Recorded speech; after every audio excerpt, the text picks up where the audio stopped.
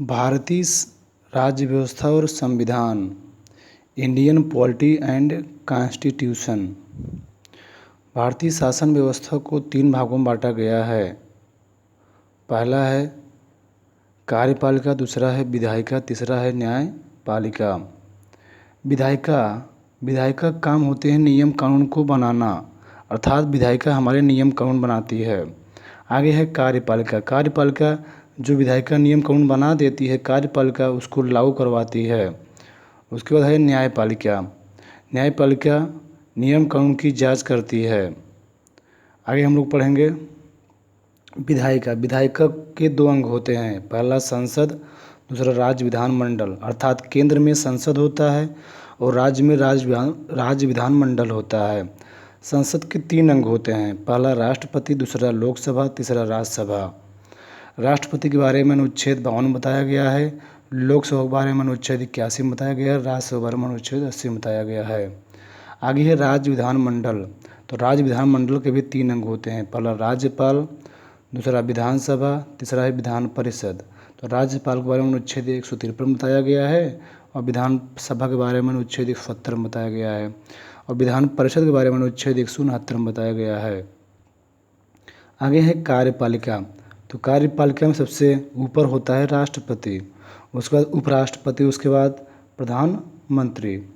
फिर नियम कानून की जांच करने में सबसे ऊपर होता है उच्चतम न्यायालय अर्थात सुप्रीम कोर्ट, जिसके बारे में अनुच्छेद 124 में बताया गया है। उसका होता है उच्च न्यायालय, यह अनुच्छेद 214 में बताया गया है। उसके बाद जिला न्यायालय, जिसको अनुच्छेद 233(1) में बताया गया है।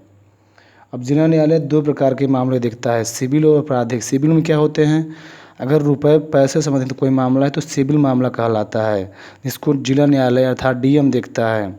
और आपराधिक मतलब चोरी डकैती संबंधित कोई मामला है तो भी डीएम देखता है। तब ये ऊपर से चलते चले जाते हैं, ठीक। उसके बाद अर्थात हम जिला न्यायालय को 3 भाग में बांट सकते हैं, सिविल न्यायालय, क्रिमिनल और रेवेन्यू, अर्थात सिविल या दीवानी, सत्र या आपराधिक, उसके बाद राजस्व। तो सिविल में शादी, तलाक, भूमि संबंधी, भूमि संपत्ति आ जाते हैं। उसके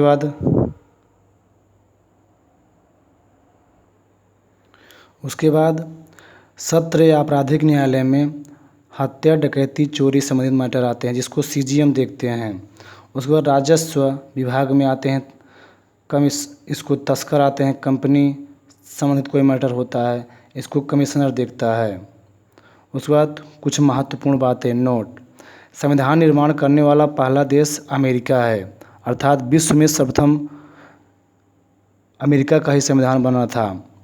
संविधान के कुल 3 सत्र होते हैं, पहला बजट सत्र, दूसरा मानसून सत्र तथा तीसरा शीतकालीन सत्र होते हैं। संसद को भंग करने का अधिकार सिर्फ राष्ट्रपति को ही है। नए राज्य का निर्माण एवं राज्य क्षेत्र सीमा में परिवर्तन का अधिकार संसद को ही है। संसद में बराबर वोट पड़ने पर निर्णायक मत देने का अधिकार लोकसभा अध्यक्ष को है। अर्थात इस संसद में बराबर वोट पड़ गए तो उसमें जो निर्णायक मत होगा वह लोकसभा अध्यक्ष अर्थात स्पीकर देते हैं। आगे मेन बात, जनता द्वारा जनता के लिए जो शासन होता है उसे लोकतंत्र कहते हैं अर्थात डेमोक्रेसी कहते हैं। यह परिभाषा अब्राहम लिंकन ने दिया था, जो अमेरिका के राष्ट्रपति थे। लोकसभा और राज्यसभा की संयुक्त बैठक दोनों सदनों में मतभेद होने पर होता है, अर्थात अगर यदि लोकसभा और राज्यसभा में क्या हो जाए, मतभेद हो जाए, कोई विधेयक को लेकर के मतभेद हो जाए तो उस कंडीशन में राष्ट्रपति महोदय दोनों के एक संयुक्त अधिवेशन बुलाते हैं, जिसके बारे में अधिवेशन में अनुच्छेद 108 में बताया गया है। अर्थात दोनों में यदि मतभेद हो जाता है तो उस कंडीशन में राष्ट्रपति महोदय एक बैठक बुलाते हैं जिसे कहते हैं अधिवेशन। संविधान संशोधन प्रावधान अनुच्छेद 368 से संबंधित है। संसद भवन का उद्घाटन लॉर्ड इरविन ने किया था, जो दिल्ली में है। संविधान की प्रस्तावना को संविधान की कुंजी कहा जाता है। प्रस्तावना में समाजवादी, पंथ निरपेक्ष तथा अखंडता शब्द 42वें संविधान संशोधन द्वारा 1976 में जोड़ा गया। आगे संविधान। संविधान सम प्लस विधान शब्द से मिलकर बना हुआ है, जिसका अर्थ होता है सबके लिए जो नियम कानून बराबर हो, अर्थात सबके लिए जो बराबर नियम कानून, उसे संविधान कहते हैं।